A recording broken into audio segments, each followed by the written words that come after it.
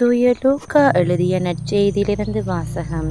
அதிகாரம் 24, இறை வசனங்கள் 35 48 வரை. அவர்கள் வழியில் நிகழ்ந்தவற்றையும் அவர் அப்பத்தை பிட்டு கொடுக்கும் போது அவர்களை கண்டுணர்ந்து கொண்டதையும் அங்கிருந்தவர்களுக்கு எடுத்துரைத்தார்கள்.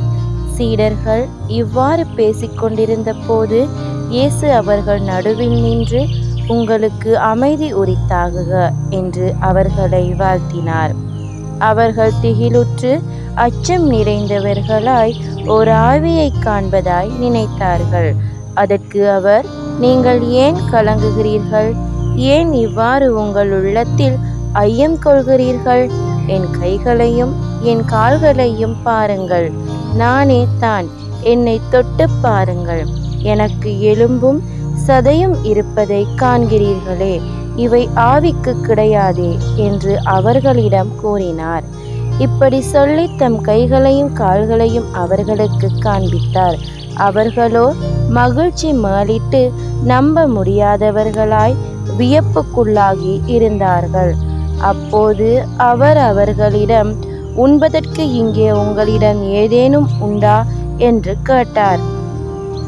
அவர்கள் வேக வைத்த மீன் துண்டு ஒன்றை அவரிடம் கொடுத்தார்கள். அதை அவர் எடுத்து அவர்கள் முன் அமர்ந்து உண்டார்.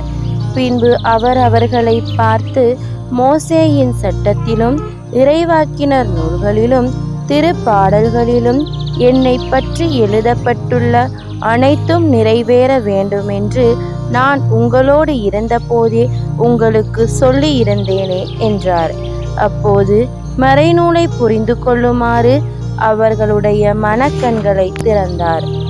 அவர் அவர்களிடம், மெசியா துன்புற்று இறந்து 3ஆம் நாள் உயிர்த்தெழ வேண்டும் என்றும் பாவ மன்னிப்பு பெற மனம் மாறுங்கள் என எருசலேம் தொடங்கி அனைத்து நாடுகளிலும் அவருடைய பெயரால் பறைசாற்றப்பட வேண்டும் என்றும் எழுதியுள்ளது.